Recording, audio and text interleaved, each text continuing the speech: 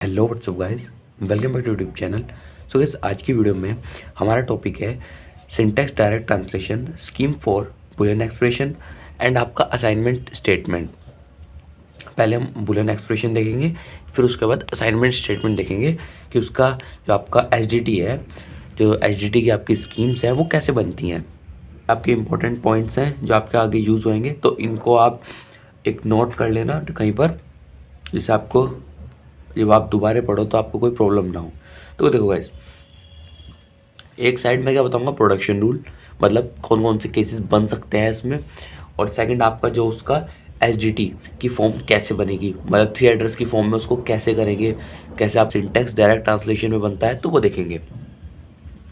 Firstly देखो क्या है, बुलियन एक्सप्रेशन है। बुलियन एक्सप्रेशन में क्या क्या आते हैं, आपका और आता है, एंड आता है, नोट आता है, ये सारे बुलियन एक्सप्रेशन में आते हैं। तो देखो फर्स्ट क्या है, ई कैन बी, E1 और E2। जो आपका E1 है और E2 है, इसका आपका एसडीडी कैसे होगा वो ध्यान से देखना। पहले मैं नॉर्मल फॉर्म में मैं आपको एक्सप्लेन करता हूँ, और फिर उसके बाद मैं बताऊंगा कि जो हर एक पॉइंट इसमें चीज़ हो रही है उसका क्या यूज़ है। तो पहले क्या है, E dot place equal new temp, मतलब temporary variable, bracket, semicolon, emit E dot place equal E1 place और E2 प्लेस। यहाँ पे मेरी थोड़ी जगह कम हो गई थी, ये इसके मतलब आगे ही है, समझ रहे हो ना, वो है E2 place and bracket close और सेमीकोलन। तो अभी देखो ये क्या है, ये प्लेस क्या है, ये आपका न्यू टैम्प क्या है, एमिट क्या है, तो ये सारी चीज़ बताता हूँ। फर्स्टली मैं क्या बताऊँगा, एमिट। फर्स्टली पहले क्या देखते हैं, एमिट। एमिट क्या होता है, यहाँ पे देखो, function emit write three address statement to an output file, मतलब जो आपका थ्री एड्रेस स्टेटमेंट में होगा उसको आउटपुट में कन्वर्ट करता है। इसका काम बस ये होता है। तो एमिट का मतलब पता चल गया, थ्री एड्रेस की फॉर्म में होगा, जैसे आपके थ्री एड्रेस में है, उसे क्या करेगा, एक आउटपुट में कर देगा। आउटपुट में मतलब किस में स्टोर करेगा, एक न्यू टैम्प में स्टोर करेगा। और न्यू टैम्प क्या है, एक आपका टेम्परेरी में स्टोर करने के लिए बनाया गया एक फंक्शन है। अब वो देखो क्या है, न्यू टेम्परेरी फंक्शन क्या है, ये करता है, रिटर्न करता है sequence of distinct temporary variable. ये number of distinct temporary variable को स्टोर करता है और respond to the function call T1 T2 इन, रिस्पॉन्स करेगा किसमें, टू फंक्शन कॉल में। ठीक है, न्यू टैम्प का मतलब समझ गया, एमिट समझ लीजिए। जो एमिट क्या करता है, आपका आपके आउटपुट को स्टोर करेगा आपके न्यू टैम्प में, और न्यू टैम्प किसको, उसमें न्यू टैम्प का जो आपका नेम होगा वो क्या होगा, ई डॉट प्लेस, मतलब ई डॉट प्लेस में आपका कौन सी वैल्यू स्टोर होगी, जो इसका आउटपुट होगा। ठीक है, नॉर्मल वे में ऐसे बता सकते हैं। और जो जो प्लेस है, अब ये प्लेस क्या है, प्लेस को मैंने पॉइंट लिख रखे हैं तो उनको जरूर याद रखना, क्योंकि आपको ईजिली एग्जाम में याद भी रहेगा कि हम इस पॉइंट का मतलब क्या था। तो देखो प्लेस क्या है, प्लेस है सिंबल टेबल में किसी लोकेशन, सिंबल टेबल में जो किस लोकेशन पर है वो, मतलब जो आपकी सिंबल टेबल होती है उसमें जो आपका नाम है, जो उसकी आईडी है, जो उसका कुछ भी चीज़ हो, वो किस लोकेशन पर है, तो वो बताता है ई डॉट प्लेस। ठीक है, ये आपका और के लिए हो गया। अब एंड के लिए देखते हैं। एंड के लिए क्या होगा, बस सब कुछ सेम रहता है, E dot place new temp और emit E dot place E1 place and E2 place. बस यहाँ पे क्या आता है, एंड आता है, और सारा आपका ऊपर जैसा सेम रहता है। ठीक है, अब चलते हैं नॉट के लिए। अब क्या है, E can be not E1, E can be क्या है, नॉट E1। तो इसमें क्या हो गया, बस एक जैसे E1 E2 था, यहाँ पर सिर्फ एक आ गया E1। तो यहाँ पे कैसे होगा, देखो ई डॉट प्लेस न्यू टैम्प वही सेम, इसमें स्टोर रहेगा इसका रिजल्ट आने के बाद।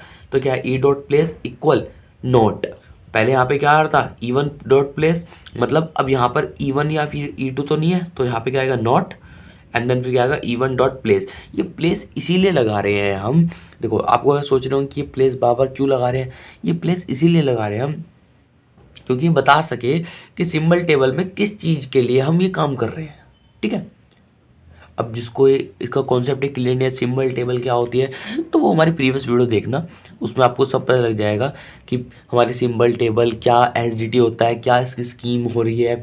तो आप इजीली उसे रिलेट करके आप समझ जाओगे इजीली, नहीं तो आपको थोड़ा बहुत कन्फ्यूज़न तो रहेगा है।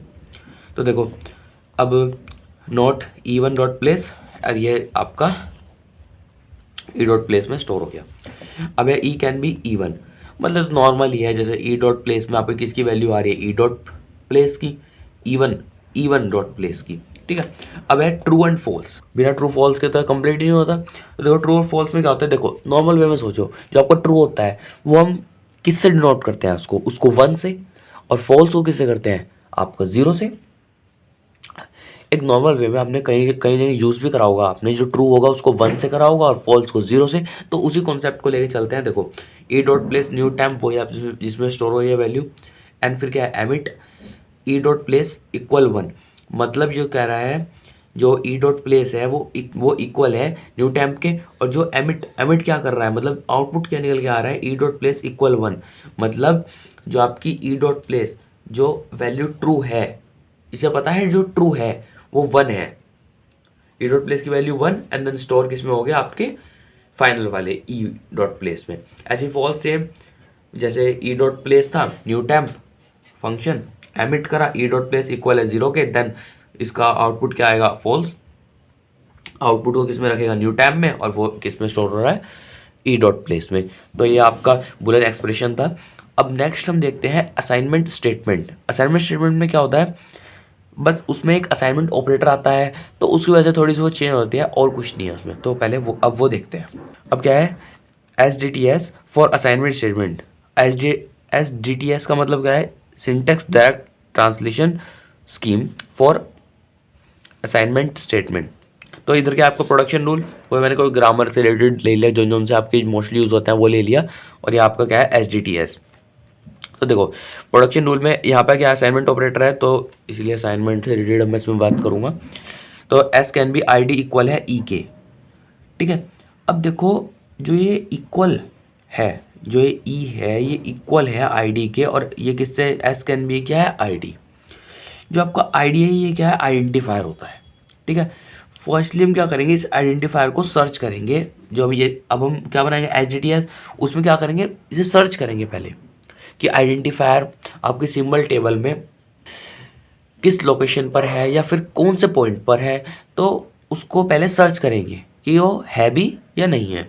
तो देखो स्टार्टिंग कहाँ से करते हैं, P equal lookup, P equal क्या है, lookup ID dot name.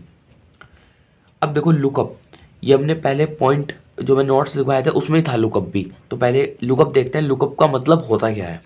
Lookup का मतलब क्या है, lookup check if there is an entry for name of identifier in symbol table. ये चेक करता है जो एंट्री है आपकी आइडेंटिफायर की वो आपके सिंबल टेबल में है या नहीं है, हुई उसकी एंट्री हुई है या नहीं हुई है। तो लुकअप का क्या मतलब हो गया, चेक करता है entry for the name of identifier in the symbol table. तो देखो आइडेंटिफायर का वो मतलब हो गया।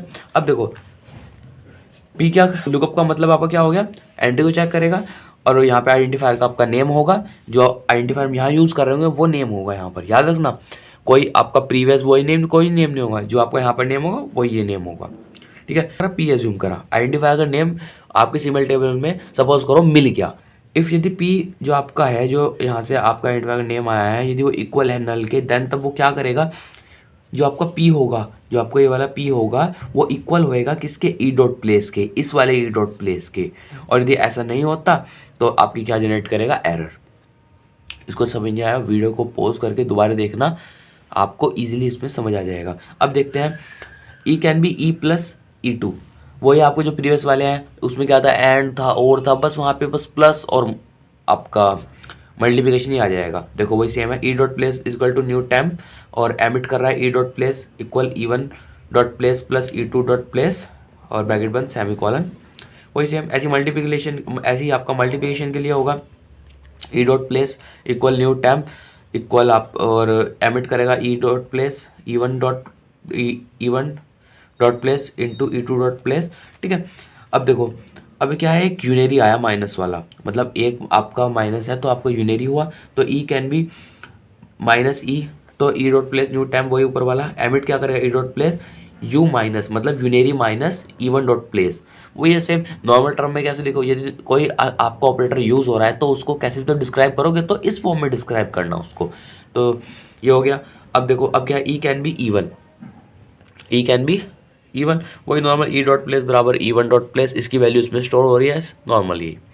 अब क्या है, ई कैन बी ID। देखो पिछले आपके प्रीवियस वाले में क्या था, एक आपका असाइनमेंट ऑपरेटर यूज हो रहा था इक्वल ई के, इसमें क्या है, कुछ नहीं है।